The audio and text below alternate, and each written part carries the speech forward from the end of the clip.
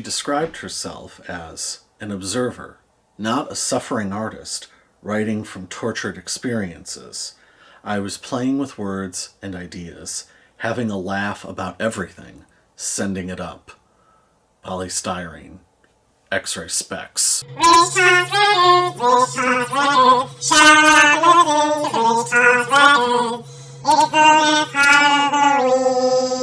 Hey everyone, my name is Rich, and this is Rich Talks Records, and in this hopefully wonderful episode, we will be discussing the brief, brilliant, basically perfect 70s discography, because there were subsequent albums in the following decades, but we'll be focusing on the core discography of the spectacular, perfect band X-Ray Spex. X-Ray Spex are interesting because they postdate the creation of, or they postdate the sort of beginning of the punk movement. They're not, I mean, the Sex Pistols are first, as far as England is concerned. And then very quickly you have the Buzzcocks and Generation X, et cetera, et cetera. But X-Ray Spex were inspired by the Sex Pistols and got up and running very quickly. They were, of course, led by Poly Styrene. Mary Elliott is her real name. She had done a reggae single, Silly Billy, and I forget what the B-side is. The B-side has a lovely flute solo. I can't remember what the name of it is. But Silly Billy is the A-side. And it's perfectly good. It's sort of a pop reggae confection. The lyrics are good. I mean, they're her songs. I'm pretty sure. I think it was just her name's on the writing credits that I saw. But at any rate,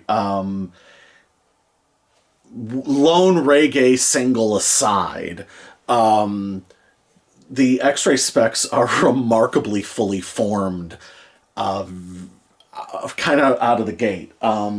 There is this disc, which I don't even remember where I got this anymore. I think this might have come from a guy on eBay. I think it's a CDR. I mean, this is some 2000s shit, and that is my handwriting on this. But it is their demos for Rough Trade from 1977, and it has how many? 1, 2, 3, 4, 5, 6, 7, 8, 9 songs, and then Appeal Sessions, which is has been released elsewhere over the years. But the Rough Trade demos are very interesting because, first of all, it is the, outside of their debut single, which I'll be getting to in a moment, it is the only place where you are going to hear initial saxophonist of the band, Laura Logic. Laura Logic, 16 years old. I don't know how long she had been playing. She wasn't long for the band. She went on to do Essential Logic and a lot of other things, and she's kind of legendary in like British punk rock circles, and kind of post-punk circles. But she was the saxophonist here, and is the other, because there aren't really guitar solos.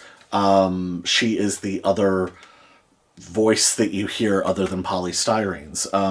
So she plays on this, and so these are really cool. They are alternately more, the beats are a little faster than they wound up being on the album. They slow it down slightly for the album, which I will talk about later.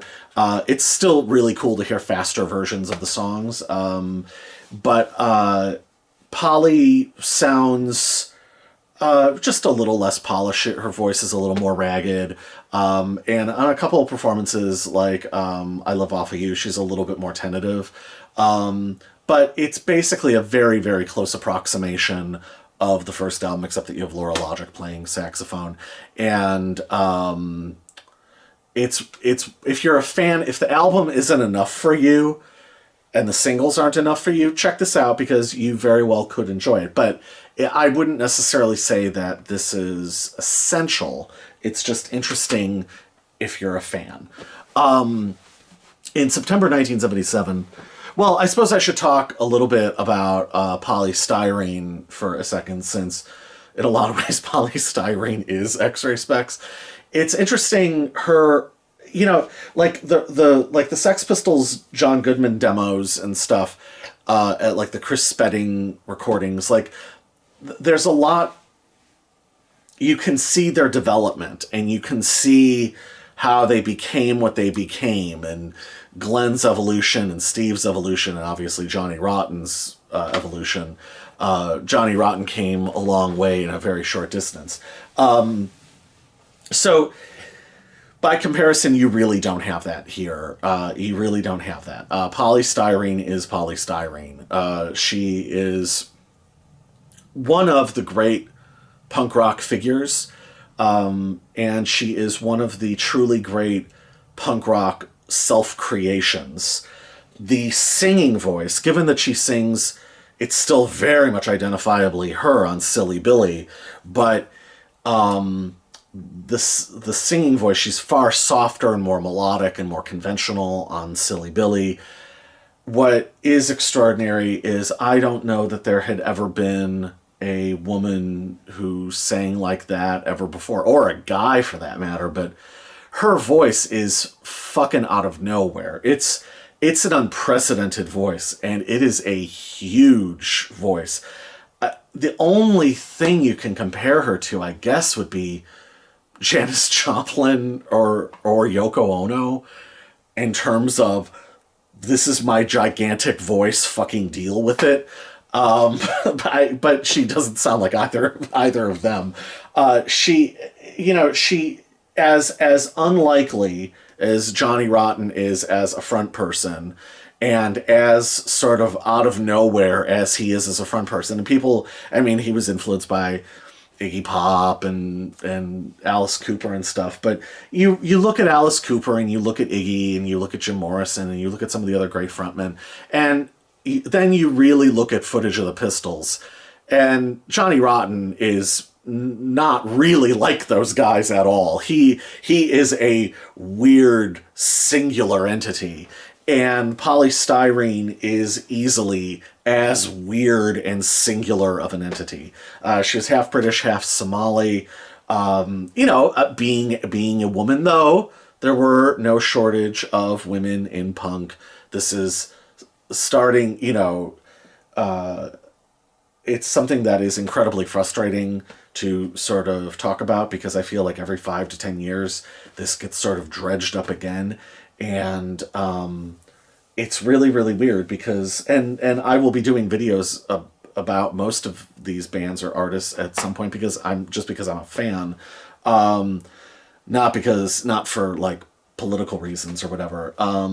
But you can go down the list of great women in punk rock and great women-fronted bands or all-girl bands in punk rock, especially in the very early days. So, I'm not doing this video for political reasons, and I won't be eventually, if and when I do Lilliput and the Raincoats, or the Slits, or Susie and the Banshees, or I'm not going to be doing those for political reasons either. It's because I'm a fan, and because I think those records are as great as the other records I'm talking about. So I kind of refuse to get bogged down in all of that.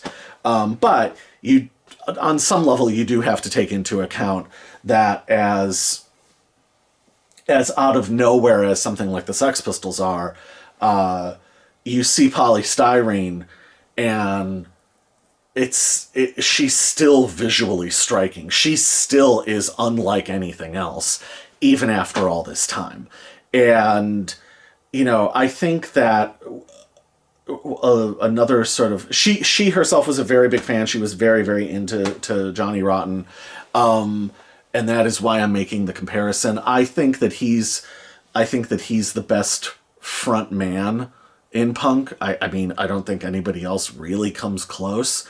But I think that she's the best front woman in punk, for whatever those titles mean. It's not really that significant, but she is, kind of in the same way, yet another video, yet another Syd Barrett reference, kind of in the same way that Syd Barrett sort of largely, there's like the couple R&B songs from the early Pink Floyd, and then there's Syd Barrett kind of incarnate, right, on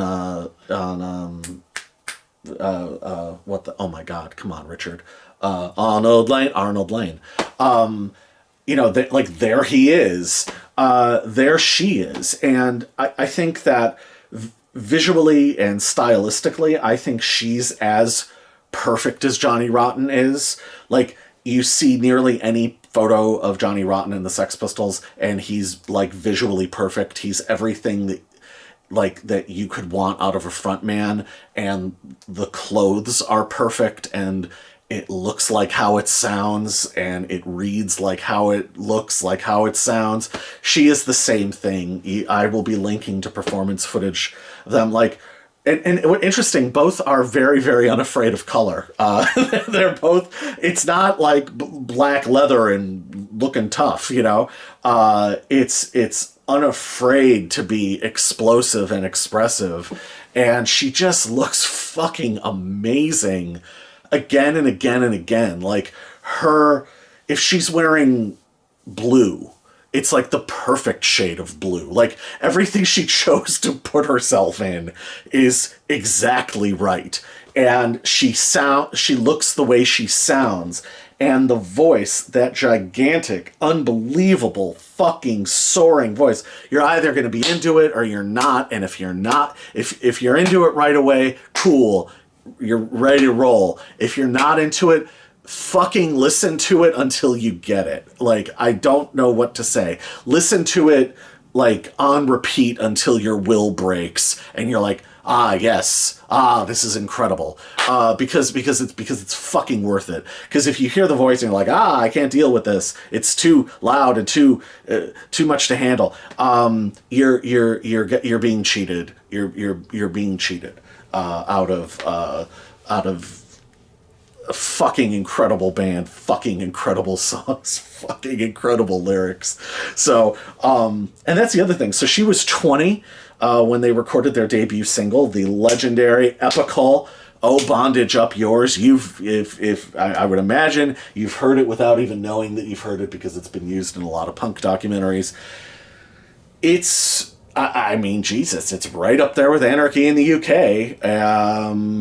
It's right up there with New Rose by The Damned. And I'll be perfectly honest with you, I will take it any day over White Riot and not even think about it twice.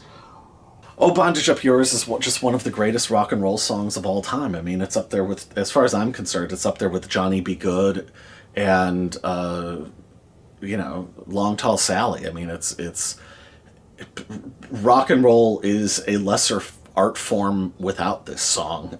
That's the biggest compliment that I can pay it. The lyrics are great. Poly's little intro is great. I love the arrangement of it, because Laura Logic's saxophone, it's almost like there's two singers in the band.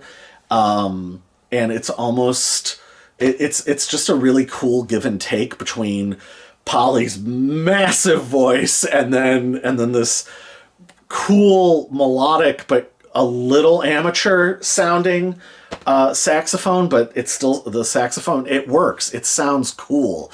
It floats over the top of the band sonically. It floats over the top of the band the way Poly soars over the top of the band. It's perfect. It's a great contrast. And it's just an amazing song. Ridiculously catchy, ridiculously indelible. It's perfect rock and roll. I mean, Jesus, what can you say?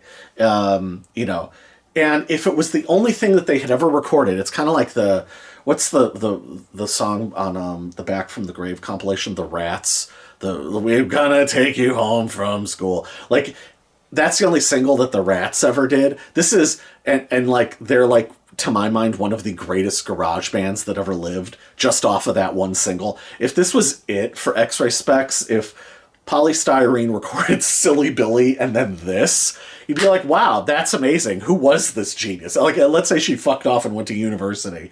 You'd be like, wow, that girl was amazing. Who the fuck was she, you know?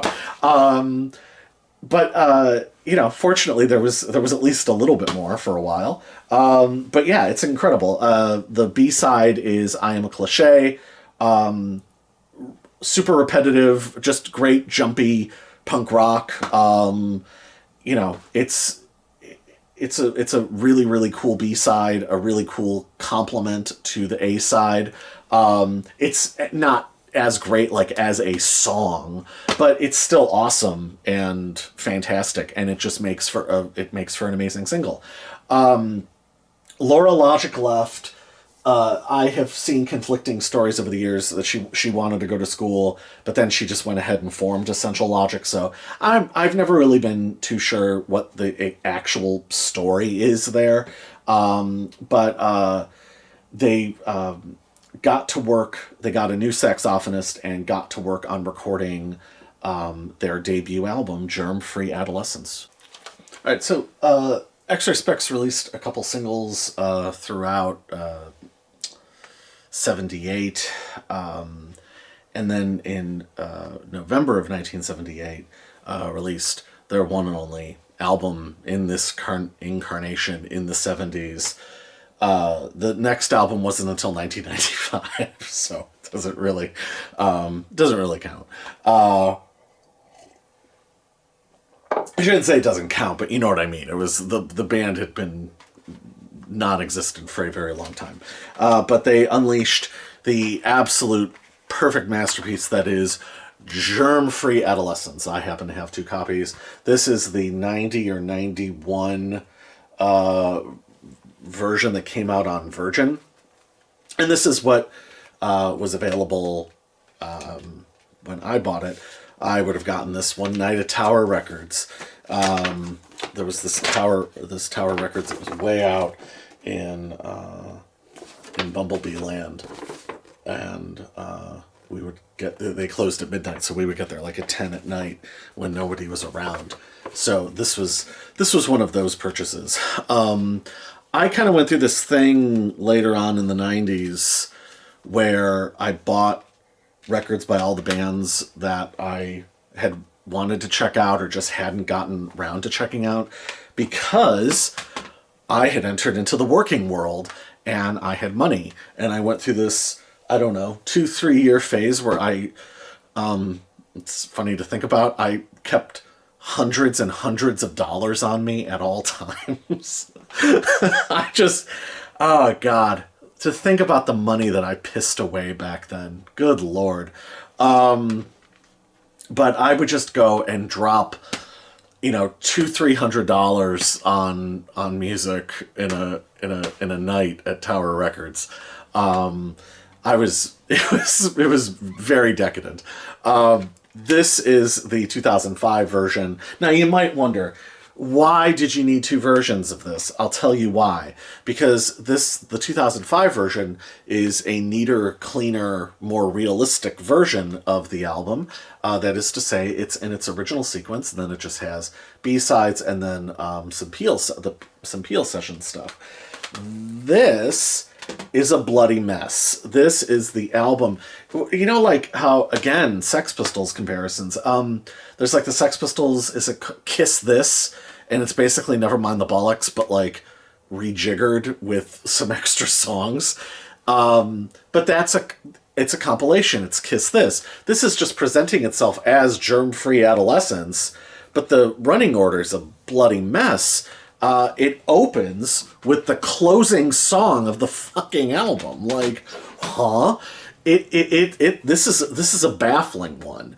And I didn't know any better because it was basically pre-internet. I wouldn't have even thought to look it up. So it really skewed my idea of what this album was.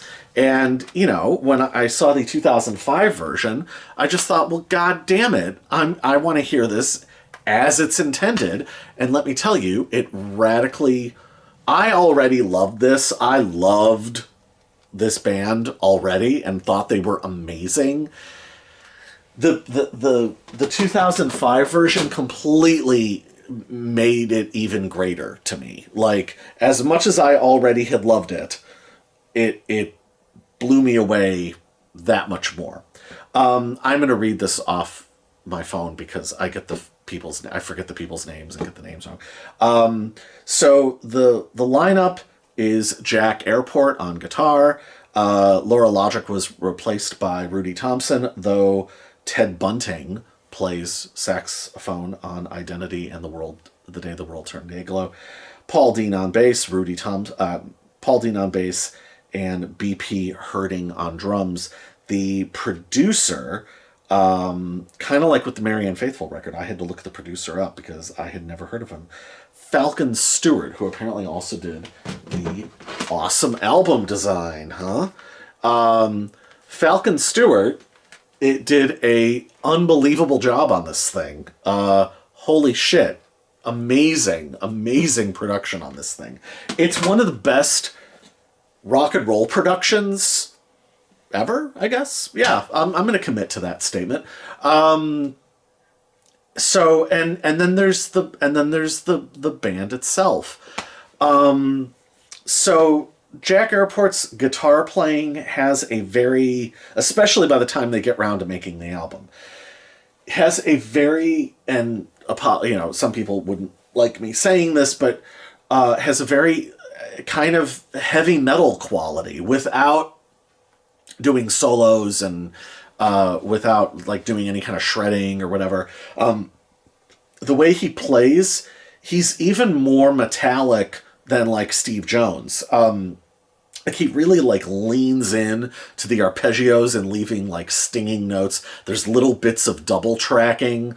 And it's he has just this great heavy guitar sound. It's, it's not, in punk, guitars took on all sorts of crazy new shapes.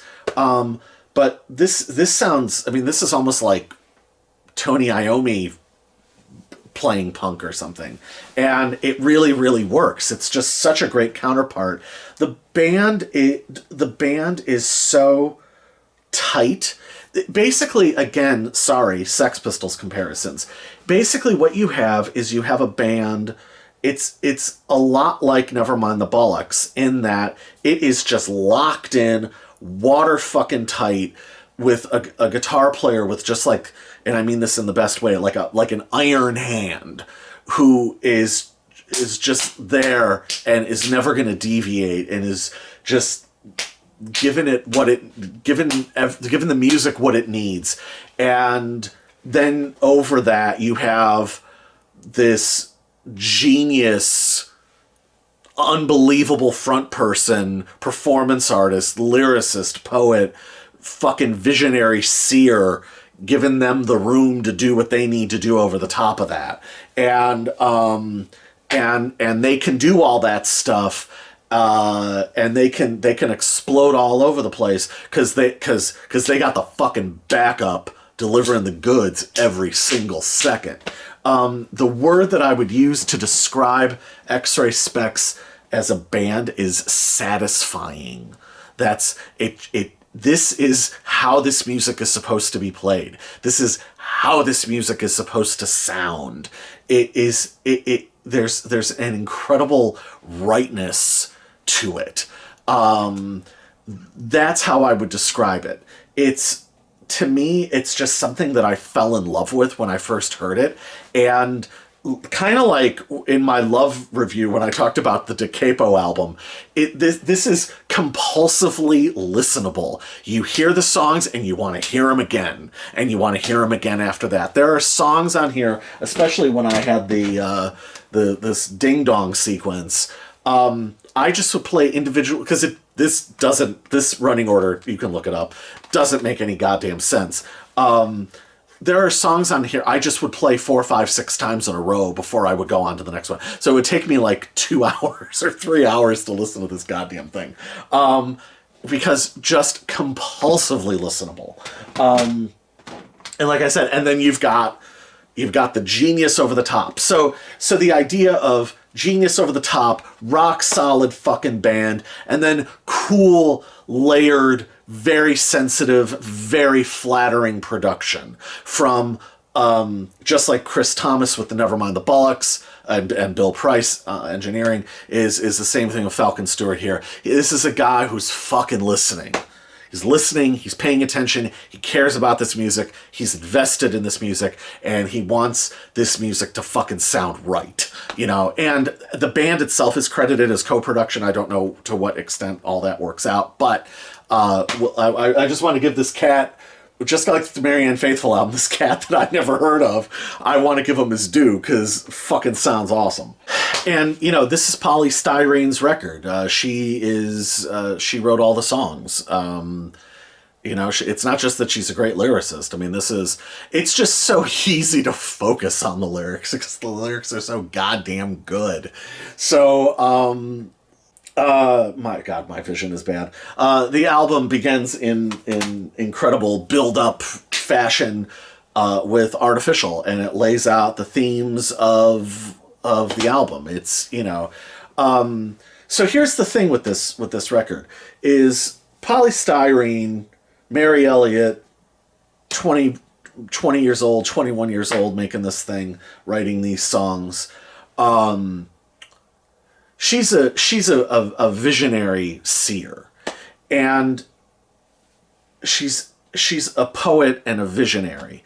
And, you know, in my own sweet way, I'm trying to redress the balance, because X-Ray Spex, I think, all too often gets just put in there as, oh, they were an influence, and that's what their importance, that's where their importance lie. And I think that they're so much greater than being an influence. And part of the reason I say that is because Poly Styrene is a visionary seer genius who's like looking into the future, and you're like, how the fuck did somebody this young come up with this? How the fuck did they even think to write about this stuff, right? Another visionary seer song that I would say is kind of along the same lines as what Poly Styrene is doing here is Husker Du's Divide and Conquer. Like, that's a visionary seer song. Like, how the fuck did Bob Mould even think to write about that in 1984, 1985? And let alone write about it, like, in that way. Oh my God. So that's what I mean is, I think that, sure, she was an influence, and sure, the influence is important, and this begat that, and that's all well and good.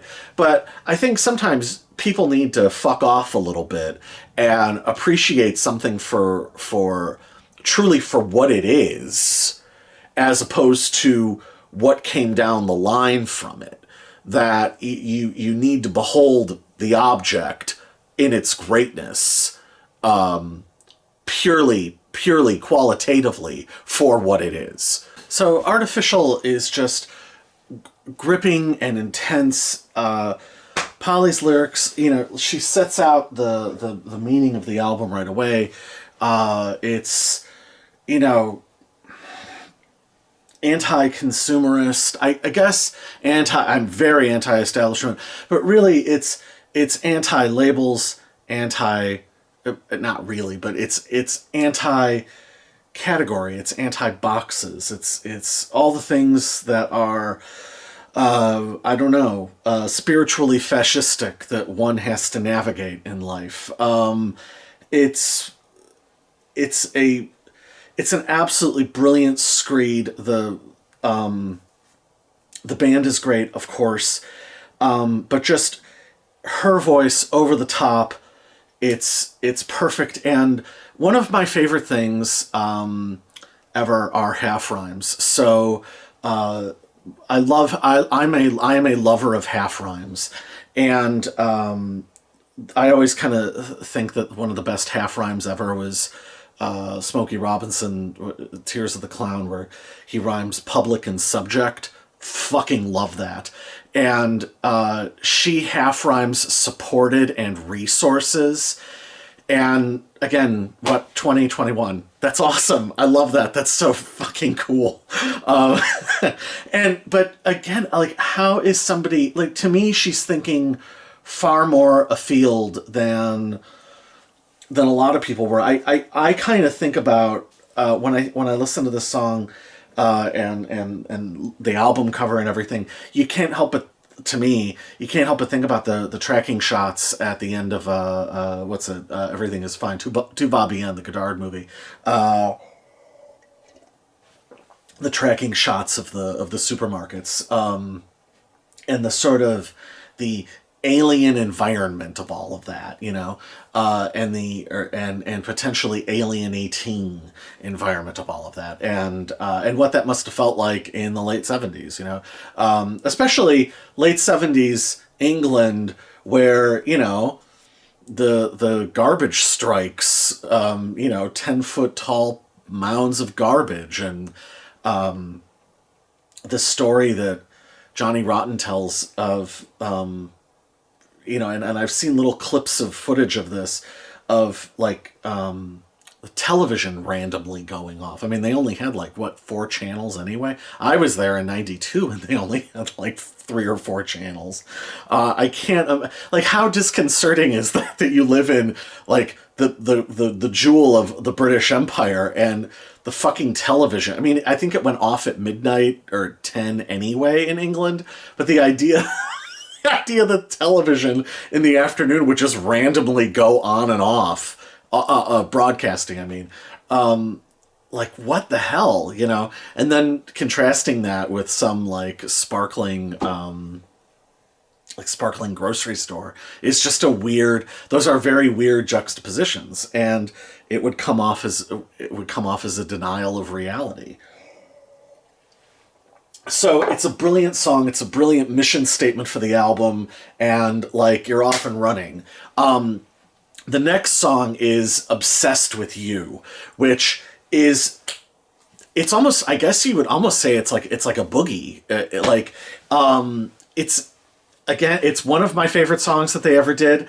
And the lyrics are inscrutable and awesome, and Poly is just full on. It's full of whoops, and it's her big awesome voice, and the lyrics are just so fucking cool. Like, is she in love with a product? Is she in love with a person who's in love with a product? Is she in love with a ridiculously cartoonishly dedicated follower of fashion? And as much as she's decrying it, she's a part of it. She's in it. And, I can't, again, this woman is a visionary seer as far as I'm concerned. And, people obsessed, I mean, the career of Kanye and the shit ugly products or the Supreme brick or any of that fucking shit that is just makes our culture seriously unfun and uninteresting. It's an amazing song. It's amazing rock and roll. The heavy hand of Mr. Airport is to great effect because the band is just so locked in, and I don't want to get ahead of myself, so I'm going to refrain from the tangent I was just about to go off of, and then we get Warrior and Woolworths. So we've had 2 great rock and roll songs. Warrior and Woolworths is still a rock and roll song, but it's taken at a more medium tempo, and Poly sings it in a much softer voice. Kind of a continuation of Obsessed with You. Outstanding sort of double lead, overdubbed guitar, little flourishes. Beautiful. It's just such a great song, and it's just so cool that they were able to write a song like this, or that she was able to write a song like this. Just, it's just a perfect continuation, and it's just the perfect time for a tempo change and a tonal shift, but yet it's thematically all lined up and perfect. So the other thing that is always interesting to me, and I don't think that X-Ray Spex were the first to do this, but kind of in my love review, I talked about the idea that Love was a little bit of an auteur band because they sort of were commenting on or immediately influenced by other rock and roll bands, like namely, in their case, the Byrds, for instance, or the Rolling Stones, for that matter. Poly Styrene is writing about her contemporaries and writing about the punk scene in a way that like, let's say, even early Damned wouldn't have necessarily been able to do because it was just still so new. Like, X-Ray Spex came in just at a point where they were able to kind of then be, it was no longer a new Rose, it was a rose, I suppose. But, you know, so she came in at a fascinating time to kind of, her writing has a more sort of auteur feel because she has ideas and opinions and feelings about about the subculture that she is immersed in, and then also a spokesperson of, a leader of, right? So, and a tastemaker of. So the next song, so we get Let's Submerge, which is even more about punk and more about the punk scene. It specifically name checks Richard Hell. And it's a great driving rock and roll song. And this might as well be the point where I talk about this. One of the things that's great, and yet I will make yet again another Sex Pistols comparison. One of the things that I always loved about the Pistols was that it's not all just thrashing all the time. The Pistols kept, and it's funny because in the 90s people would knock them for this, but I loved it. I loved that Paul and Steve kept the tempos in check. They would speed up live, but I love the rolling tank effect of their tempos, because it gives the songs dynamics. There's another level for them to go up to, because they especially not in 76, 77, nobody had like worked out the ability to have like the technical proficiency of like the Bad Brains, for instance. So you weren't going to be able to like go up from thrashing. You know, the Bad Brains, geniuses that they were, they figured that shit out, you know. And someday there will be a video about them, and I'll go on and on and on and on and on and on and on about that. But what is really cool about X-Ray Spex is, like the Pistols on record, they keep that shit locked in. So there's always a place to go, and they can raise the temperature just enough so that when they do it, you the listener are affected by it in a cool way. So Let's Submerge is just, you know, she's a great lyricist. It's, you know, she's singing her ass off. It's what she does, and it's just another fantastic song moving side one along. And then we get to like the real surprise, and that is and this is where we get really idiosyncratic. I Can't Do Anything, which is basically could be like a girl group, like it could be like a Ronettes song. It's melodically gorgeous. Polly sings it gorgeously. You have beautiful melodic saxophone playing. And about the saxophone playing, there are people who do not like the saxophone with X-Ray Spex. It's a drawback for them. I used to see a girl who could not stand X-Ray Spex because of the saxophone. Because saxophones in rock music is 80s. Does this sound like fucking Richard Marx? Like, what the fuck? Like, seriously? You, like, the saxophone on I Can't Do Anything makes you think of, like, a fucking Peter Cetera ballad? Like, what fucking universe are you living? Like, you're thinking Wham's Careless Whisper when you hear I Can't Do Anything? The problem is not the record. The problem is not the band. The problem is not the saxophone. The problem is, like, your fucking brain if you can't get around that. Like, I'm sorry, but, like, again, listen until it makes sense. Like, Jesus, man. Sometimes, you know, sometimes people's opinions aren't worth terribly much. The whole, and I've heard that from a lot of people. Oh, it's 80s. I can't deal with that. Not all, like, what it's either John Coltrane or some piece of shit from the 80s, like some garbage. I can't even think of it. Like, I don't know. No offense to the guy, but something like Eddie Money or something, like, I don't know, like, really, like that, those are your two frames of reference for music? Or for saxophones? That's sad. It's lame. It's very lame. So I Can't Do Anything is gorgeous, and the saxophone is one of the most distinctive parts of X-Ray Spex. It's one of the coolest parts of X-Ray Spex. It's interesting. It sets them apart. It gives you something else to listen to apart from Poly. It's a brilliant counterpart. And Laura Logic, my understanding is she wrote all the sax parts, and Rudy is playing the parts, but he plays with a finesse and melodic ease that is, again, a really cool counterpart, kind of like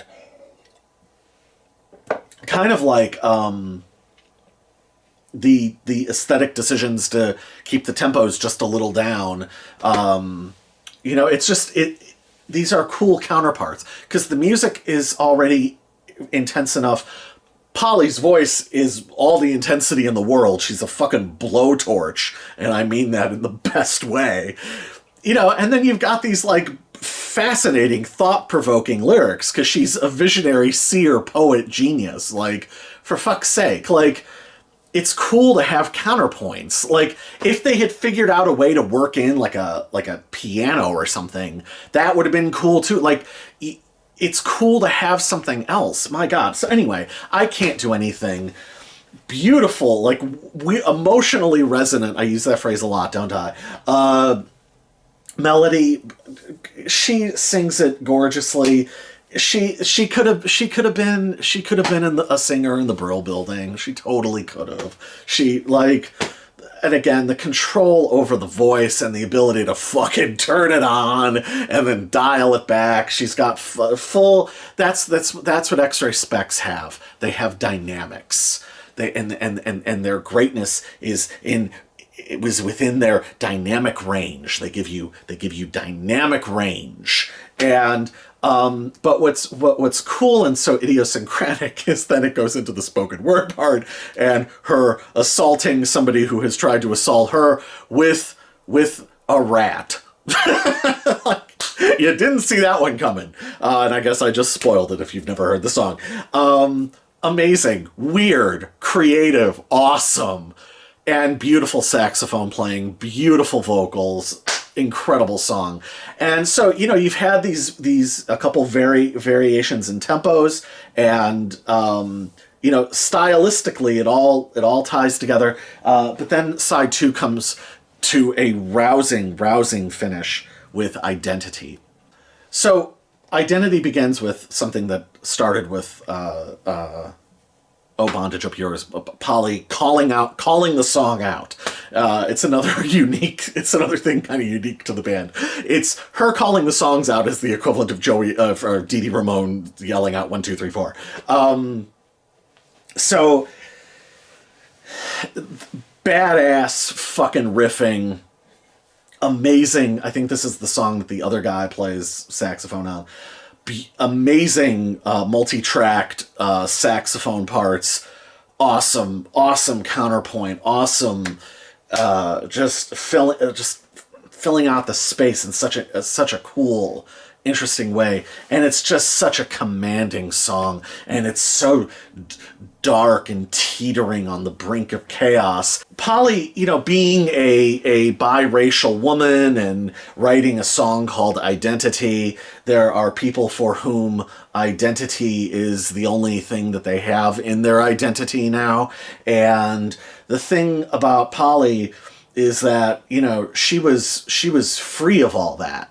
She's like, a lot of people have tried to claim her, especially in the absence of people having done a lot of their own thinking. They want to slot her in somewhere, and they want to kind of bend and twist her to fit into whatever their ideologue frame of mind is. But the thing is, Poly Styrene was a visionary artist and was free of all that shit. Right? She's the living ideal, and she's the avatar for being free. She's also a real person operating in the fucking real world. She's both at once. That's what's interesting. That's what's interesting about great artists producing great art, right? And I think that, there are people who have tried to slot identity into their identity or into their ideologue nonsense. And I think that misses the entire point.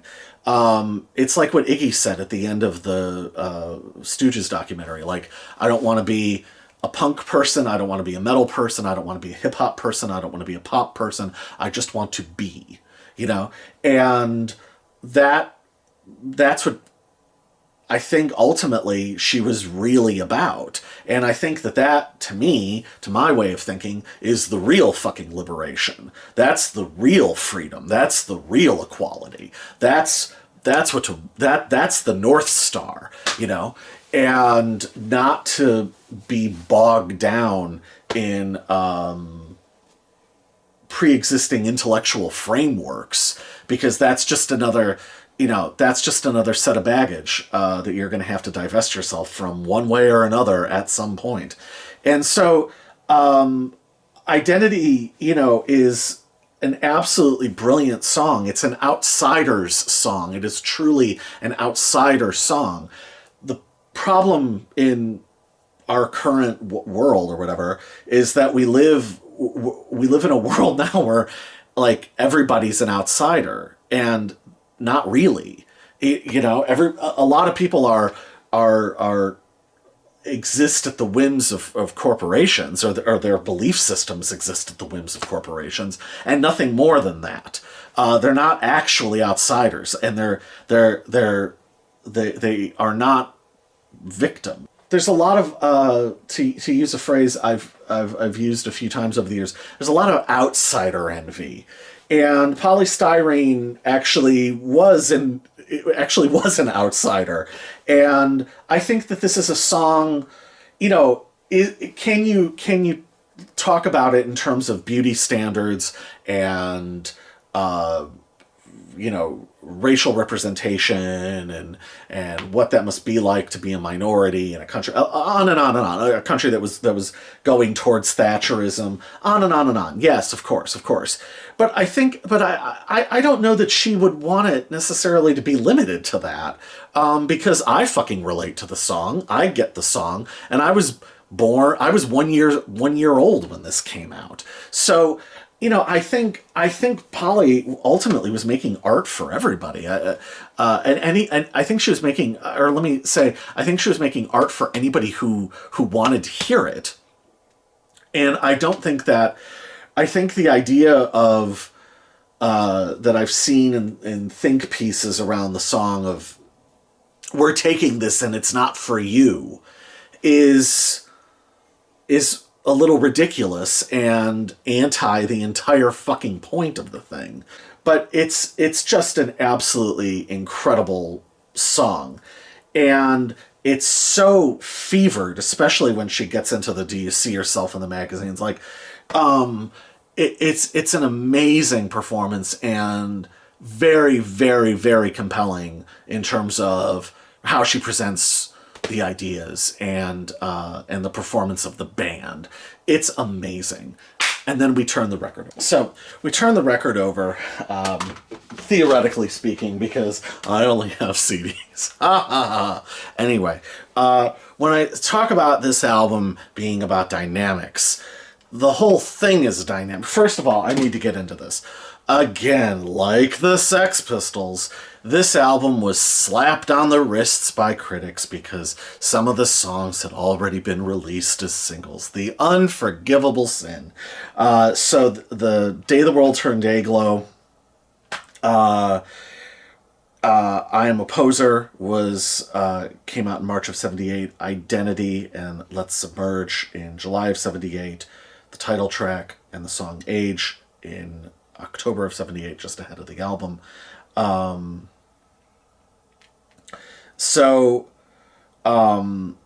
then there was a single that post-dates the album. So it got slapped on the wrist for not having enough standalone songs, just in the same way that Nevermind the Bollocks did. Nevermind the Bollocks, I get a little bit because that album functions almost more as a compilation or a greatest hits, as opposed to a concentrated album statement. It's still magnificent, but it's almost like a 60s British invasion record in that way, like an American version of a 60s British invasion record. Germ Free Adolescence, however, yes, it only has one standalone single. Blah, get the, it's an absurd criticism when you actually listen to the album as an album, because, and I talked about dynamics, the album is not front-loaded. It is not singles plus other songs. This is a fucking brilliantly composed, put together album sequence that makes all the sense in the world, which is why I was all too happy to ditch this. So you flip the record over and you get the incredible genetic engineering, kind of it picks up where Identity left off, and it again begins with Poly calling out the song. And genetic engineering, again, how the hell was a 21-year-old thinking about this in 1978 and writing about it with this much clarity? This is brilliant fucking writing.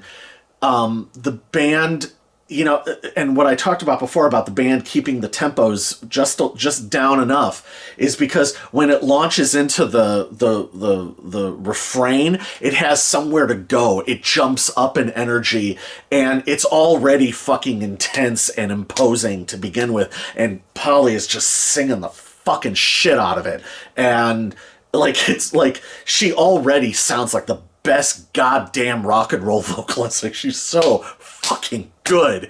And then it goes up from there. It goes up in intensity from there. And that's what's so fucking awesome about them, is they always have somewhere else to go and somewhere else to push the music. And so when her voice jumps and continues to soar, there's another place for it to jump to. And it sounds all the more awesome. It's fucking musical, These are such brilliantly written songs, and then they're played and produced so brilliantly. Like, and this is 1978. Again, how fucking amazing that she was thinking about this shit. Like, who was thinking about this? It's so impressive, and such an absolute goddamn tour de force. One of the best songs ever fucking written. God damn it. It's one I can listen to again and again and again. But then, so that's how side 2 kicks off. Holy shit, it goes up from there. We go to delirious heights with the next song, one of my favorite songs of all time, one of the best rock and roll songs ever fucking written, I Live Off You. First of all, that's the other thing. The last song, really, again, amazing guitar playing from Mr. Airport, and beautiful fucking walking bass lines to counterpoint the vocal melody. Magnificent stuff. But then, so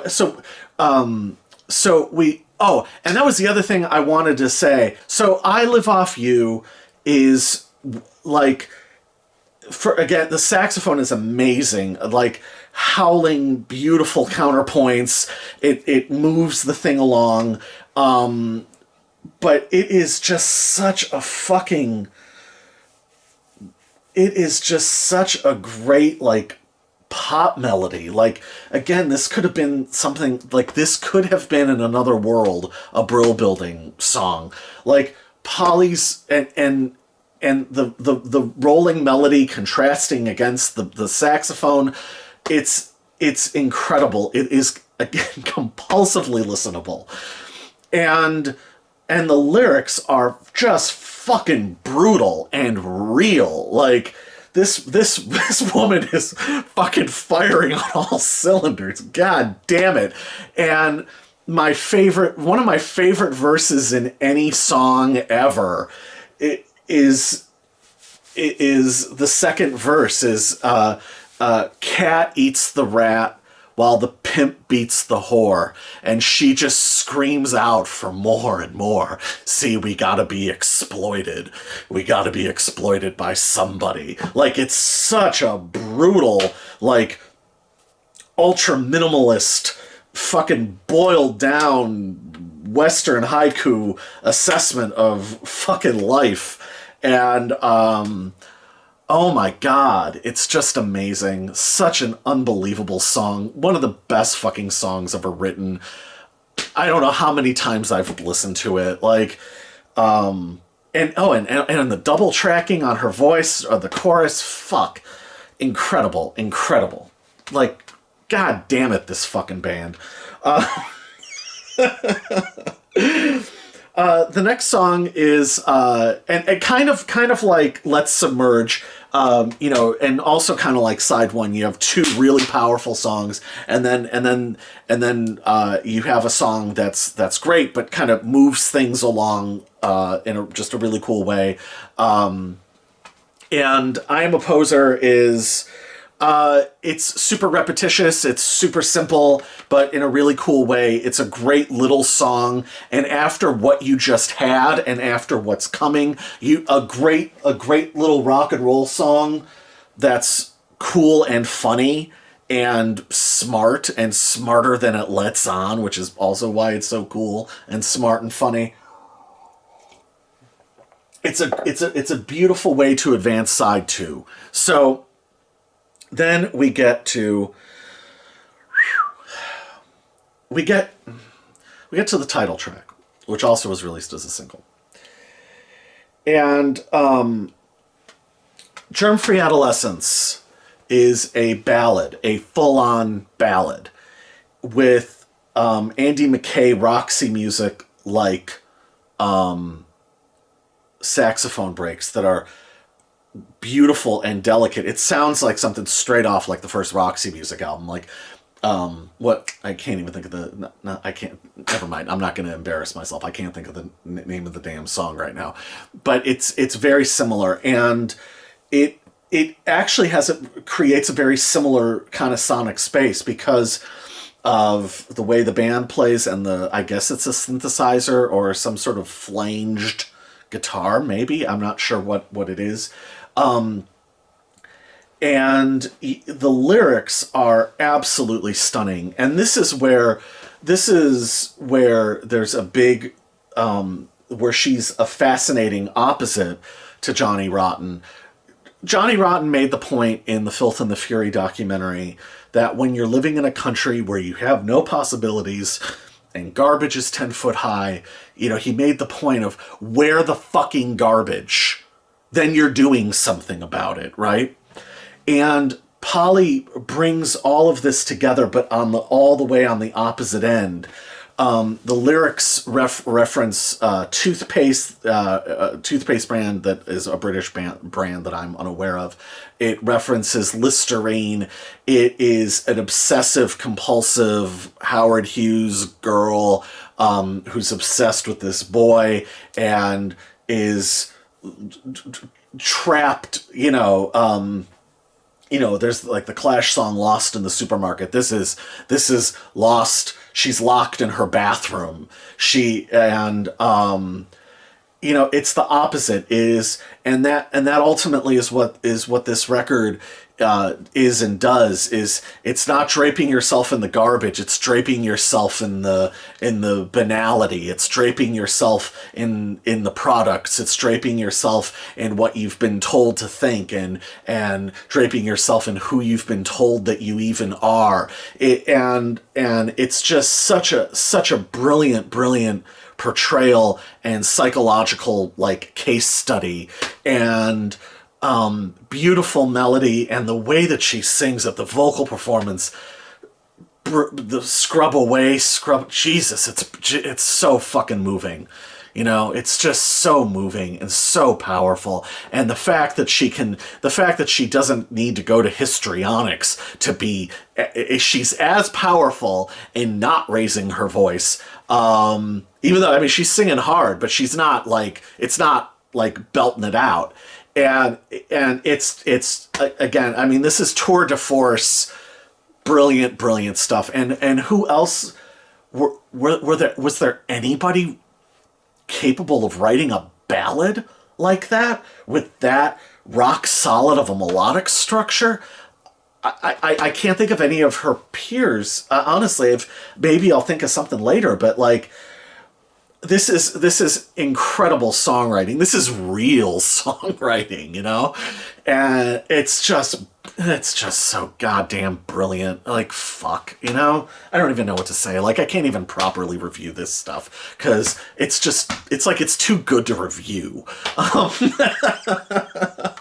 And then we get to the penultimate track, which on any other album, so I always get the title wrong. I always say My Mind is like a Plastic Bag. It's just called Plastic Bag. I wanted to make sure.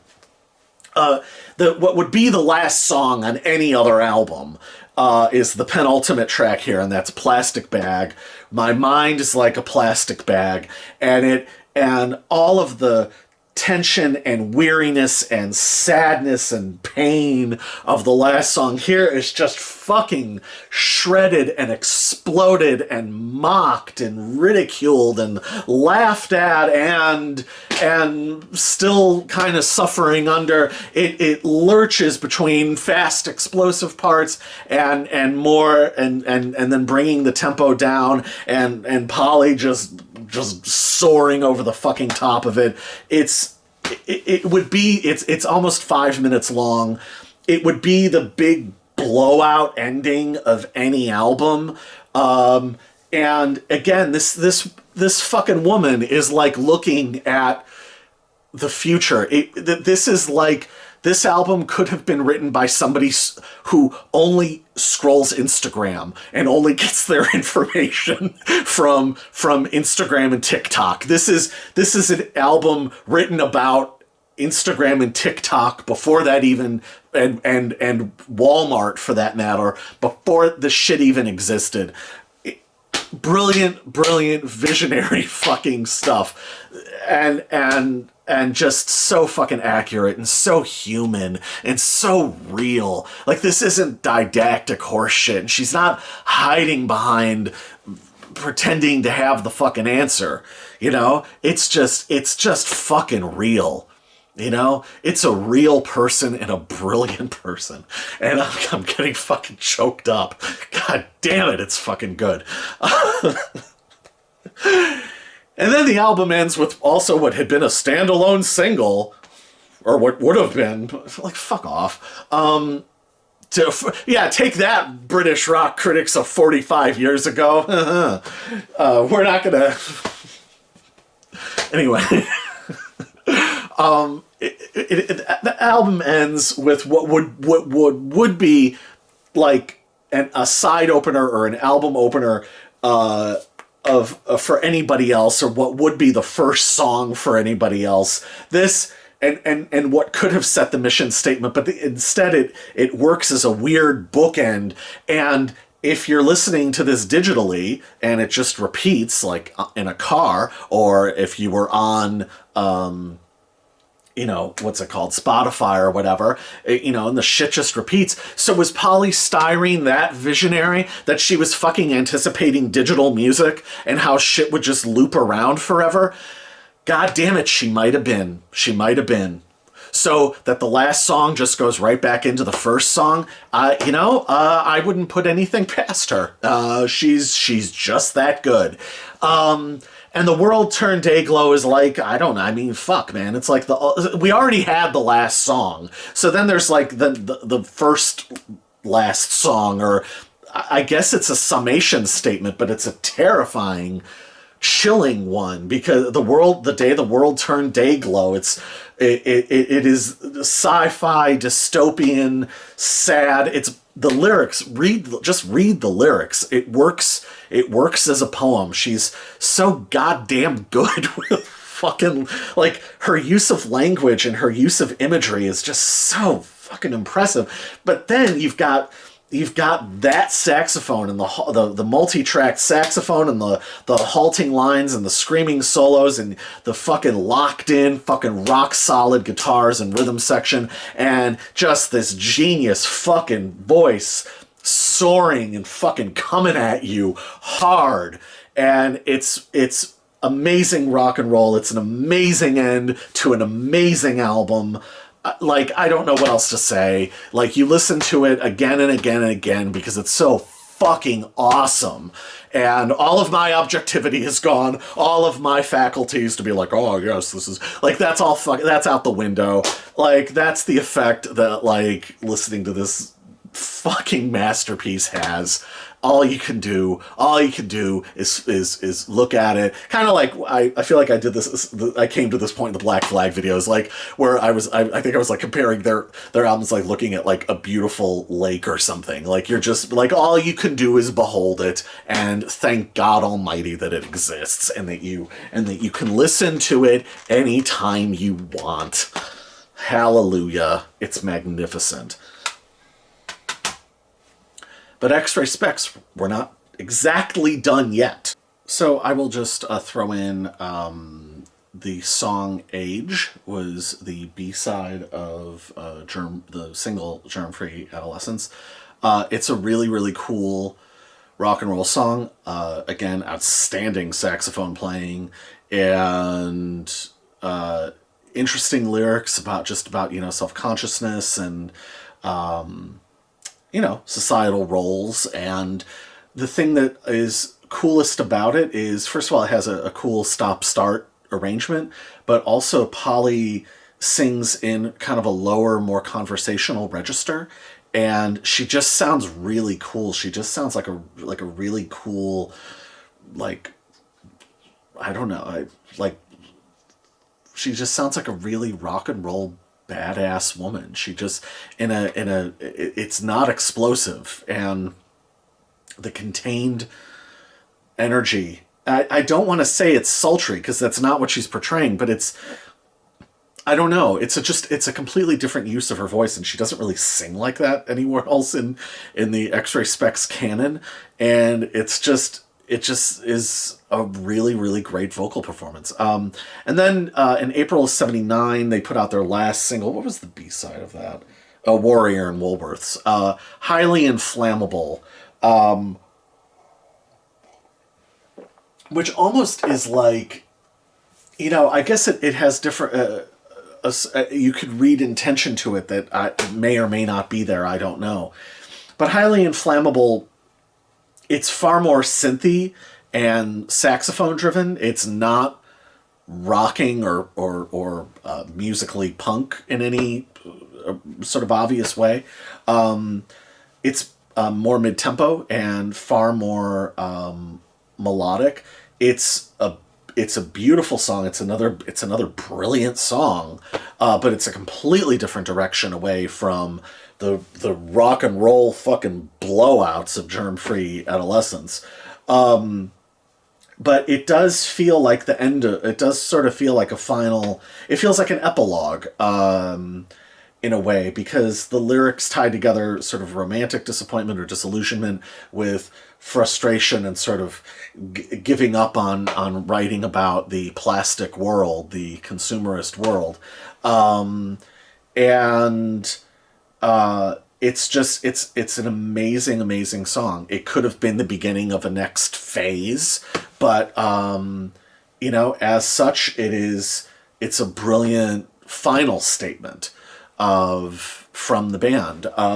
Poly, I think, was frustrated with the violence of the crowds. The other thing is, this was not an obscure band. They had, people sort of forget that about punk in England. Like, they had top 40 these were top 40 singles. They were on, like, Top of the Pops, or I don't even know the names of the shows, but like all like the British pop shows, like they were on those shows. She was in, maybe they didn't have as high a charting. I mean, the Sex Pistols, of course, were barred from going to #1, but like they're sort of in the mix of the music business. And I think she just found all of that difficult to navigate. Before the Rock Against Racism festival, she shaved her head, which was very scandalous for a woman to have shaved her head. And yeah, so she walked away from X-Ray Spex, and I think they tried to continue with a different singer, which, it doesn't surprise me that that not much came from that. But yeah, so, Poly Styrene, I did not know. My understanding was that I know she eventually converted to Hinduism. My understanding is that she left the music business in '79. That I learned maybe 4 months ago that was actually not true. I thought she resurfaced way later. But no, she actually in 1980 made this album, Translucence, and we're going to talk about it. We're going to talk about it now. So I have seen conflicting dates. I've seen 1980 and I've seen 1981. Ted Bunting, who was the saxophonist, it's the British way of saying it. I like the way that sounds better. It's an affectation. Deal with it.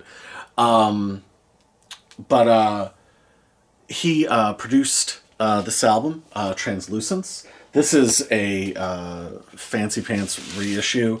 It is on, yes, translucent vinyl. Pretty cool. And I love the artwork. And so he produced this. It is, so like I said, I've seen conflicting dates. I've seen 1980, I've seen 1981. One thing I got wrong, Poly Styrene became a Hare Krishna, not converted to Hinduism. I got that wrong. So she became a devotee. Anyway, so I just wanted to clear that up. So this album is a million worlds away from X-Ray Spex on the surface. Musically, and as far as her singing, it bears virtually no relation. It is not a rock and roll album. It's certainly not a punk album, and not a rock and roll album by even the vaguest stretch.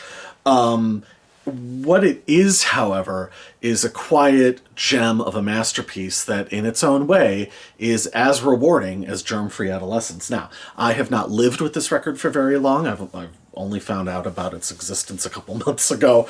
And I think I already said that. But it's just an absolutely gorgeous gem of a record.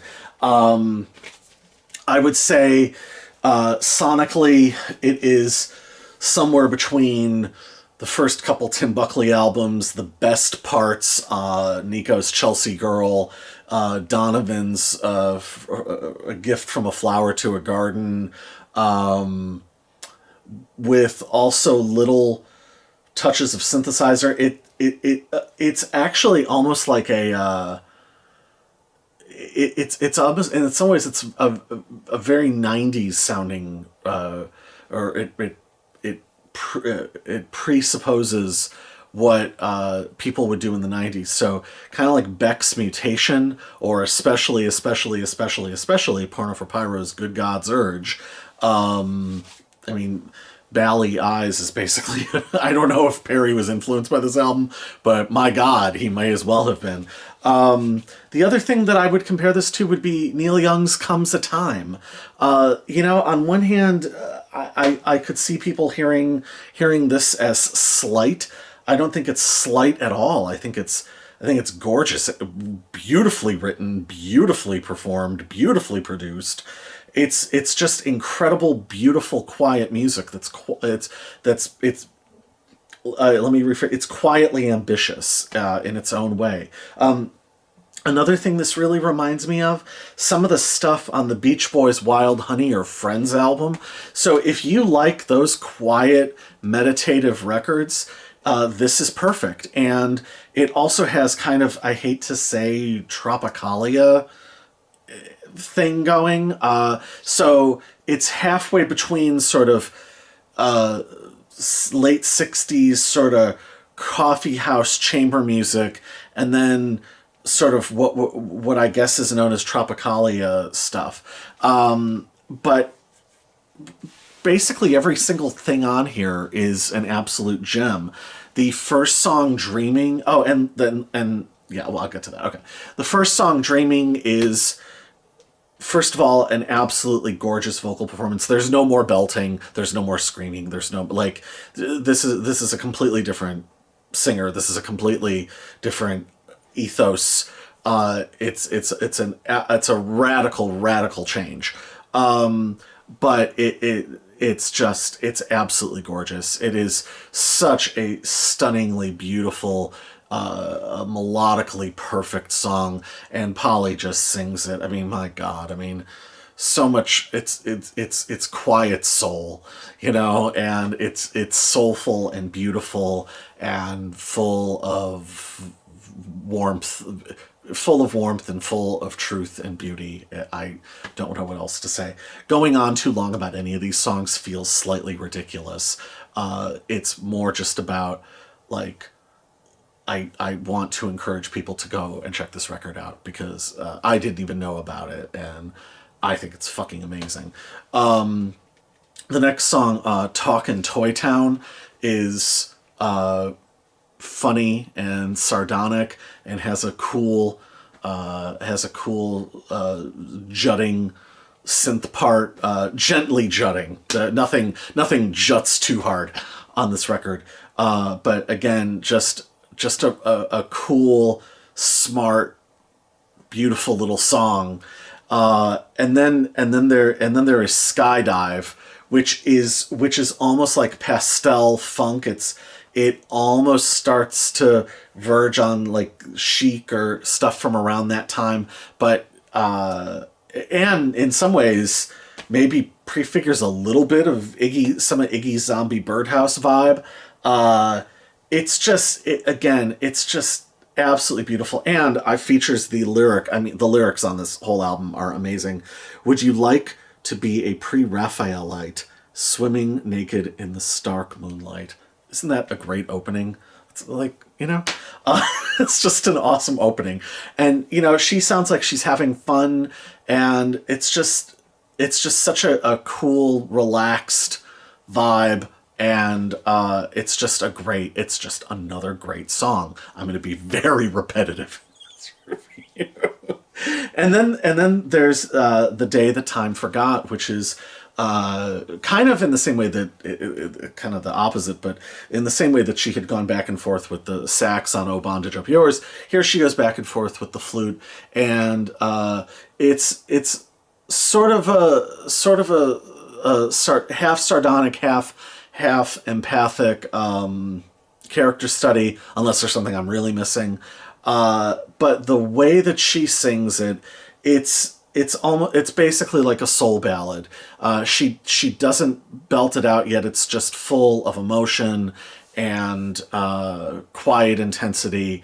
It's one of the best vocal performances that she ever gave. Again, the lyrics are absolutely outstanding. This is, this is in its own way as genius as Germ Free Adolescence. Like, this is amazing, beautiful, beautiful, beautiful music. Side one closes out with two songs, Shades and Essence, that are lyrically, they're almost sort of like, and Skydive to an extent too, kind of celebrations of off the grid life, just great short imagistic little songs that again, she sings, especially Shades, she just sings absolutely beautifully. I mean, my God, these are just gorgeous vocal performances. And just as melodic structures, they're beautiful, beautiful songs. So, again, it's not necessarily reaching for much, but what it does is just absolutely perfect. And it took a hell of a lot of guts. It took as much guts to go in front of punk rock audiences and sing like that and look like that as it does to do something this quiet and this beautiful and graceful and comfortable in its own skin. It's just, she's not a suffering artist, Look at those eyes. Like, this is a genius who knows what the hell she's doing. Yeah, it's just marvelous. And then you flip the record over. Oh, Falcon Stewart, by the way, I meant to mention, took the producer of X-Ray Spex's album, Germ Free Adolescence, took this cover art. Which, again, I just love this, because this really is how the record sounds.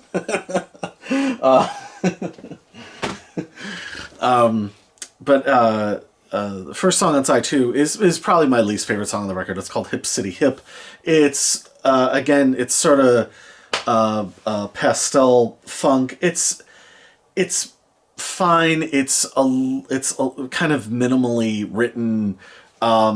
I think the song is perfectly okay. I think it would have been the slightest song here, because on side 1, I mean, the songs are, these aren't like fragmentary in that they're short songs necessarily, but they are more koan like. If you look at the length of the lyrics, they're short, but there's a lot going on. There's, again, from different shifting perspectives and imagistic, almost kind of psychedelic lyrics, and then quietly ambitious arrangements. But Hip City Hip is the only song that it doesn't sort of all come together, to my mind. I think what I don't care for really is there's sort of a little coda at the end. I guess it would be a key change, and I don't really care for that. It's the only thing that kind of breaks the spell of the record. But it's not bad. It's just when something is sustaining a mood and adding different colors and different dimensions and elements to that mood, and it's expanding on the idea. Something that's just a little kind of to the left or right of that. Sometimes it doesn't take much to throw the balance off, just for a minute or two. But it doesn't matter, because everything very, very, very quickly gets back on track with another two absolutely gorgeous tropical acoustic brilliant kind of, again, imagistic psychedelic songs, just beautiful lyrics, beautiful singing, and that's Bicycle Song and Subtropical. Bicycle Song is, Bicycle and Subtropical, this is, it really kind of is in kind of Wild Honey Friends territory. It's a genius being a genius, but quietly. And again, her lyrics, there's not a ton happening in these songs, but there is a lot happening.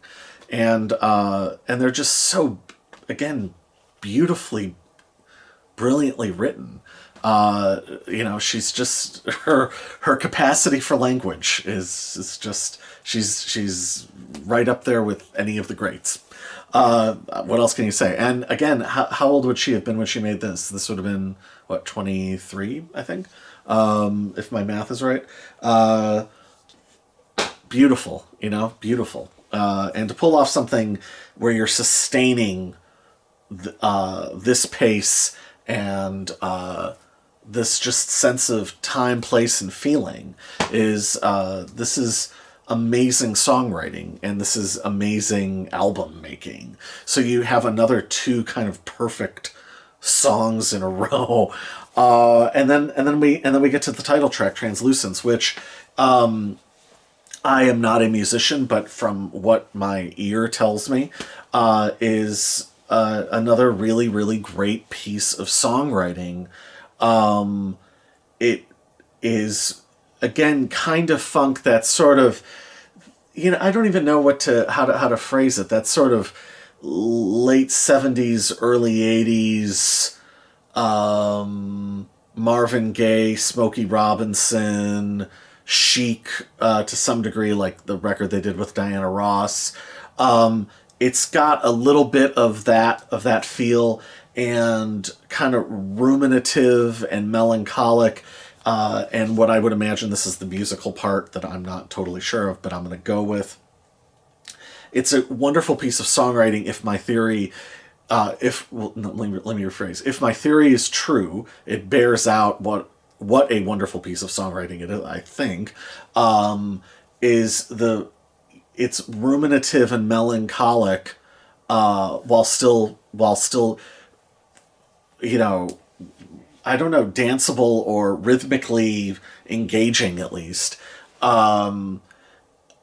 It would be a little weird to necessarily dance to this song, I guess. But it's like minor key. And then the Translucence, it sort of bursts into what I would imagine would be a major key. And so things like that, that's Hank Williams stuff, that's Lennon McCartney stuff, and I don't really think there were a lot of punk songwriters, certainly on their second album, and certainly something this wildly different, who would even think to write something like this, and would even think to write something that is musically connected to, stuff like that Cole Porter would have thought of doing, just it's another just example of how goddamn brilliant this woman is. It's just such a fucking great song, and a beautiful title track, and it evokes sympathy, and in the listener, and what she's expressing. You feel that she feels that, and as I've said before, and I will, I'm sure, say many times again, the most important thing for a singer is believability, and she's one of the most believable human beings on the planet.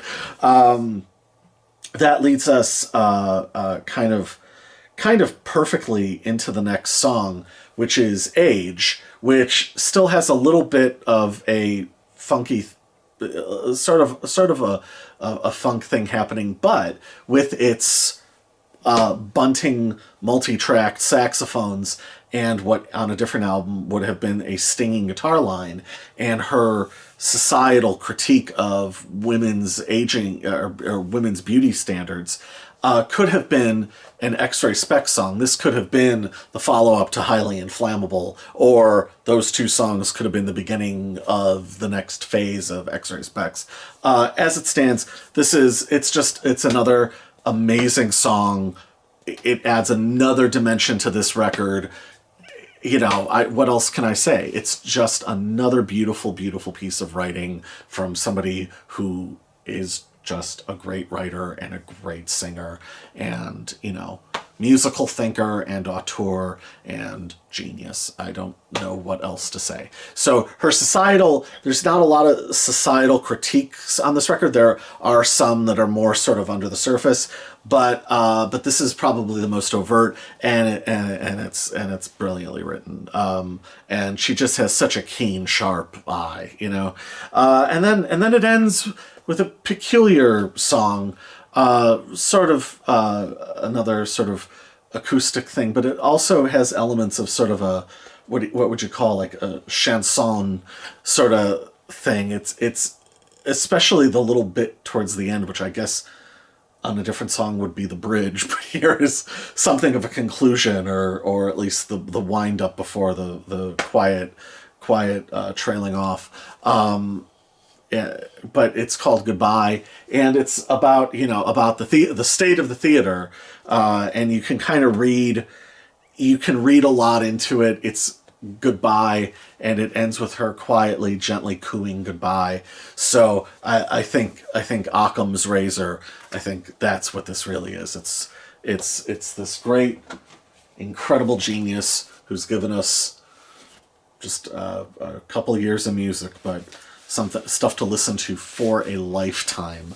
And it wraps up what is a really, really brilliant album. And that, like I said, I haven't had this for very long, but I'm going to be listening to it much, much more. And yeah, it is in its own way as compulsively listenable as Germ Free Adolescence. And, you know, again, how amazing that she was that untethered and that artistically free. This, you know, these are two statements of a free person, and somebody dealing in truth and beauty. Absolutely. And in fact, isn't there a line? Let's see, let's get the lyric sheet back out. Isn't there a line? What's the line in here? Damn it, now it's going to drive me nuts. She even says on Subtropical, so, all alone in a tropical garden, parakeet shrills slowly harden. Jesus Christ. Climbing jungle weeds crawl over me. Aesthetic beauty is all I want to see. And so that is Poly Styrene. Genius, visionary, seer, poet, performance artist. One of the best that ever lived. She sadly passed away. Cancer in, I believe, 2011. I have listened to... So she put out a record the year that she died. Is it Generation Indigo? I'm forgetting the name now. I like the record. It's an interesting record because of what she chose to write about. It's, again, as lyrically ambitious as she ever was. And so I just wish that she had made more records, but I haven't lived with that one long enough. And then while I was looking things up to do this video, I found out about an EP she made in '86 that I actually have never heard at all. So I still have a little bit more discovery to do with this incredible, incredible woman. But I wanted to do this video because I really wanted to do her justice and just pay tribute to somebody who I've listened to a lot and whose ideas, music and ideas, have really meant a lot to me over the years. And just the sheer joy of listening to her music. I just, you know, I wanted to hopefully I've done this right. So anyway, that about wraps things up here. You know, thank you for watching. I hope you're all hanging in there all right. You know, and you know, all the typical YouTube things, like and comment and subscribe. And you know, like I said, as always, thank you for watching. And you know, I will see you all next time. Bye. You just finished watching Rich Talks Records. Now the anticipation for the next episode begins.